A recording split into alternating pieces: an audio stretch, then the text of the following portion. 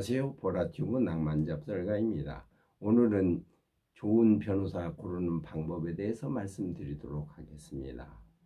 여우 피하니까 호랑이 만난다는 속담이 있죠. 법적인 문제로 변호사를 선임했다가 변호사가 잘못으로 인해서 변호사와 다시 다툼이 생기는 걸 종종 보게 됩니다. 일반인들은 법률 전문가인 변호사와의 다시 분쟁에서는 굉장한 심리적인 부담과 현실적인 부담이 있습니다. 법원이나 또 다른 변호사를 선임해서 대응한다 하더라도 그게 잘 이루어지지 않는 경우가 있습니다. 그래서 실제로 굉장한 고통스러운 상황을 많이 목격하게 되었습니다. 그래서 이 영상을 찍게 되는 것입니다. 먼저 이 사건이 일어나면 자신이 그 사건을 잘 정리해서 일목요연하게 정리해 보는 그런 과정이 필요합니다. 부득이한 경우에는 변호사를 선임해야 되겠지만은 먼저 우리가 생활을 함에 있어서의 그 분쟁이 없도록 하는 어떤 생활 태도나 양태를 가져야 되는 것이 더 중요하다고 봅니다. 우선 그 정리된 자료를 가지고 거기에다가 난 증거들을 잘 챙겨가지고 전문 변호사 3사람한테 상담을 받으라는 것입니다. 요새는 대한법률구조공단이라든지 법원이라든지 검찰청이라든지 시청 민원실이라든지 심지어는 동사무소에서도 변호사들이 상담을 해주는 경우가 많이 있습니다. 그런 걸 활용해서 3사람의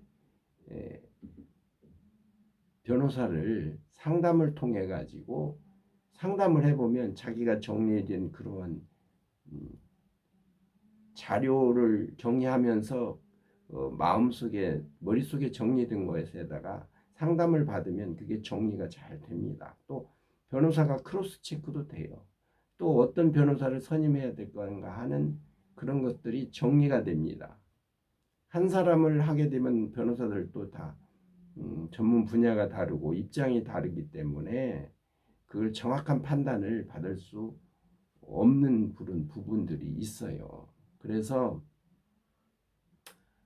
그 반드시 주의할 게 사전에 자기가 어떤 정리가 필요하고 관련 증거 자료를 충실히 챙겨가지고 그걸 가지고 상담을 받아야 효율적이고 또 의미 있는 상담이 되는 것입니다. 그래서 사람들이 그 자료나 증거를 챙기고 상담을 받으러 갈 때 가장 많은 잘못을 하는 게 어떤 것이냐면은 자기가 잘못된 부분, 자기의 아킬레스건은 이야기를 잘 안 해요. 그러면 진정한 상담이 안 되고 진정한 법적 대응이 안 됨으로써 상대편 변호사가 그 점을 파고들 때 굉장히 법정에서 불리하게 작용하고 또 그 재판을 망치는 경우를 많이 봤거든요. 그래서 그 부분을 반드시 이야기한다. 첫째, 자기가 정리를 해본다 사건에 대해서. 두 번째, 증거자료를 충실히 챙긴다. 세 번째, 그뿐만 아니라 변호사 상담할 때 자기가 잘못한 부분이나 자기가 불리한 부분을 반드시 이야기를 해야 된다. 그래서 전문가의 상의와 상담을 통해서 전략과 이런 재판 전략을 세워야 된다는 것입니다.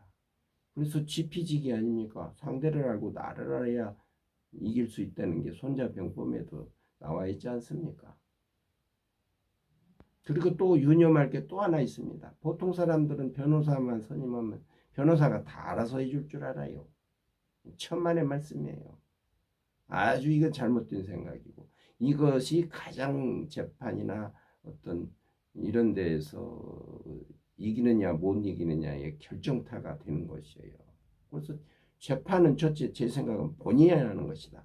본인이 하는데 변호사가 조력을 도와주는 것뿐이다. 왜? 전문가이기 때문에 그 정확한 그 정황과 증거를 가지고 판단을 해서 법리에 맞는 논리를 구성을 하고 변론을 해주는 것뿐입니다. 이거 아주 명심해야 돼요. 그리고 그러한 준비 서면이나 어떤 법원에 서류를 제출할 때 반드시 변호사가 작성한 서류를 받아봐 가지고 자기 의견을 내서 피드백을 해야 돼요. 모든 문제에 있어서도 마찬가지지만은 이 소통이 중요합니다. 그래서 피드백을 해서 변호사가 다시 생각해서 더 충실한 서류 제출이 될 수 있도록 사건 의뢰자가 협조를 하고 자주 찾아가서 소통을 해야 되는 거예요. 그게 굉장히 중요합니다. 그래서 아까 세 분의 전문 변호사를 적어도 상담을 해야 된다고 그랬는데, 그 중에서 어떤 변호사 사무실을 가게 되면은요, 상담을 변호사가 안 하고 사무장이 하고 다른 사람이 하는 경우가 있어요. 변호사 만나기가 어려워. 그 다음에 무조건 가면 승소를 장담하고 계약부터 하자고 하는 데도 있어요. 그리고 어떤 사람은 자기 변호사가 정관이니까 이건 무조건 이긴다 하는 걸 강조하고 고액의 수임료를 요구하는 경우가 있어요. 그래서 그러한 그 비상식적인 그런 언행을 하거나 조건을 제시하는 그런 변호사는 절대 선임하면 안 됩니다.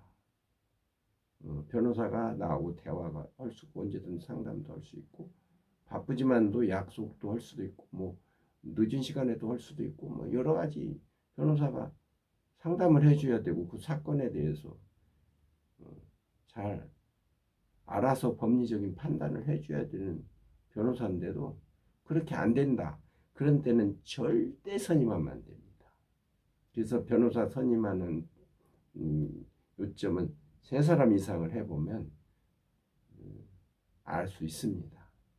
내가 공부도 했고 자료 정리도 했고 증거도 정리도 했고 또 상담도 이미 했지 않습니까? 그렇기 때문에 판단력이 생기는 거예요. 자기 판단력이 생겼을 때 재판에서 이기는 겁니다. 자기 판단하에 재판을 진행하고 책임하여 하는 것입니다.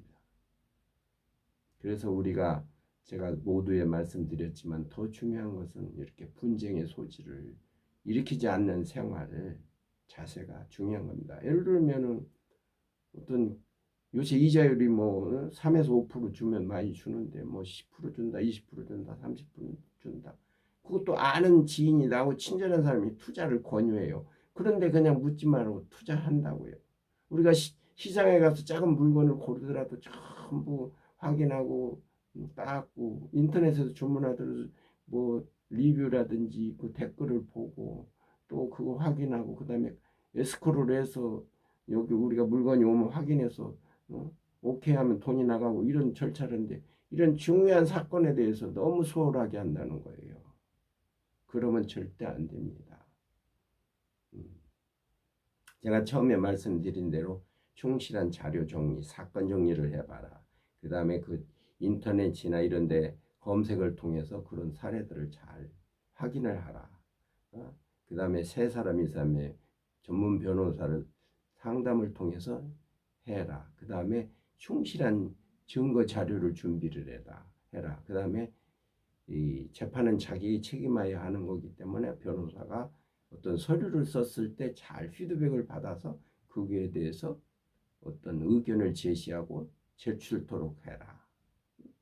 그 다음에 비상식적인 조건을 내거는 변호사를 선임하면 안 된다 하는 것입니다. 이상으로 좋은 변호사 고르는 방법에 대해서 말씀드렸습니다.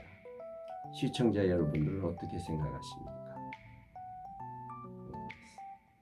우리가 어차피 이 법으로부터 우리가 판단을 받아야 되고 우리가 법에 의해서 우리가 평등한 생활을 하는 민주시민이기 때문에 법을 잘 알아서 재판에서 이기는 것보다는 재판하지 않을 일을 만드는 것이 더 중요하다는 것이고 또 재판을 통해서 그 사람과 생긴 감정이 차후에 어떤 문제를 일으키지 않도록 현명한 재판이 중요합니다.